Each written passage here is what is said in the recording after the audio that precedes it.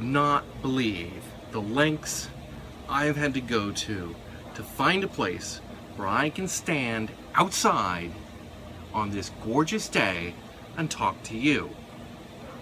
I wanted to go out on my normal spot on the back patio in the chair, but the sun at this time of day is, as you can kind of see here, is just absolutely blowing in, and it's impossible to do.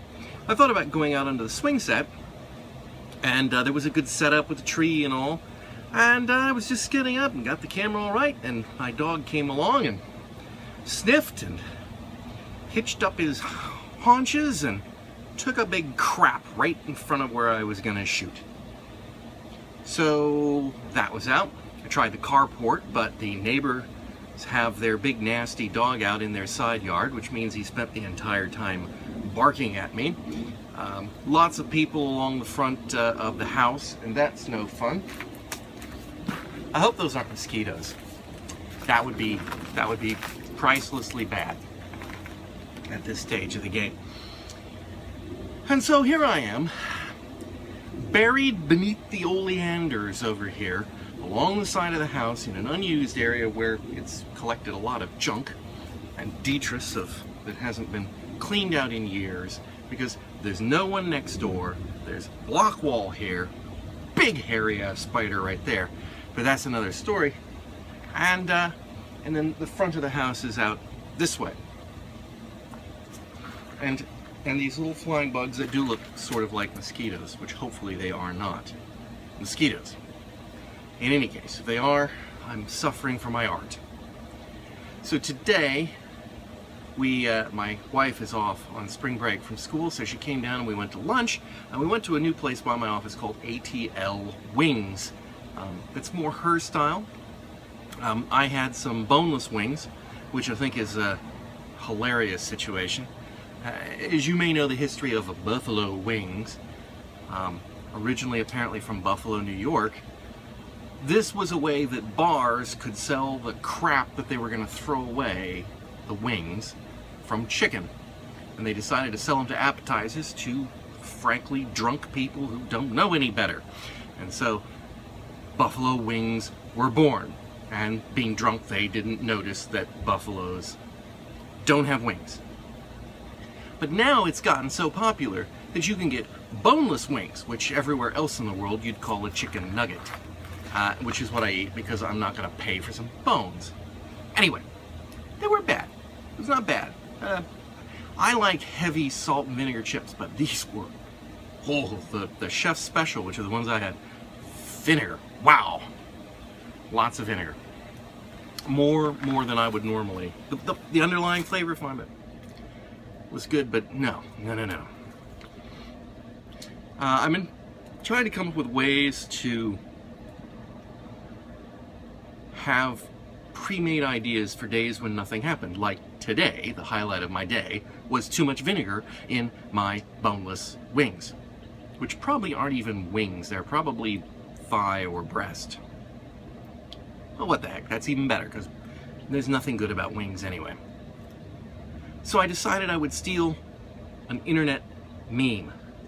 And that meme is Throwback Thursday. Now, I think normally that's going to be a day when I throw you some old footage that I've got lying around. But today, I have something else in mind. Today, I'm going to show you a Throwback Thursday object.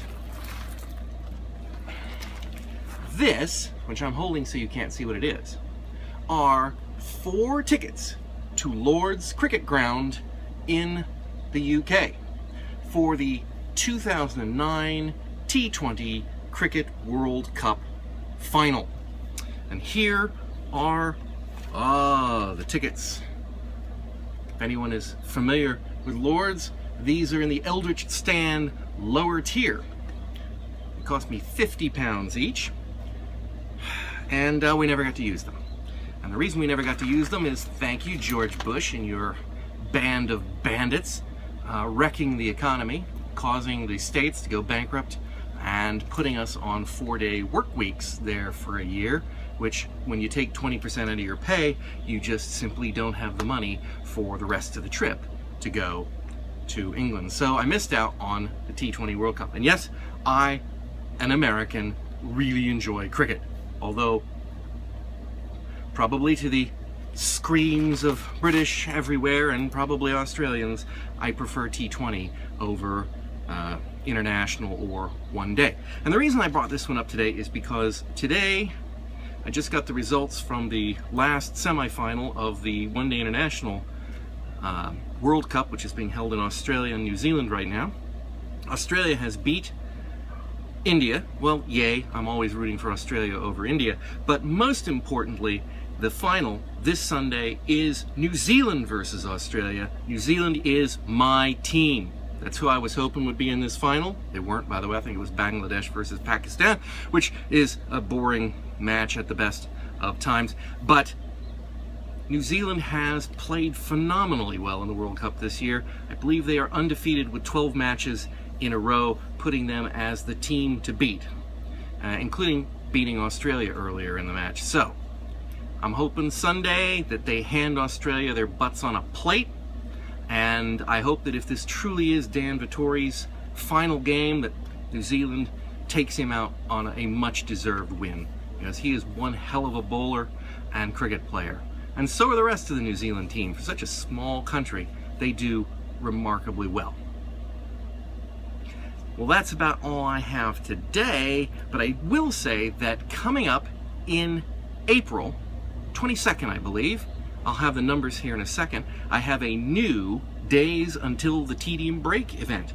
I will be going on a business trip to Kansas City, Missouri at the end of the month, and that's likely to be less tedious than my day-to-day life, so I'm going to put that on the board, and let's take it out with the Days Till the Tedium Breaks board.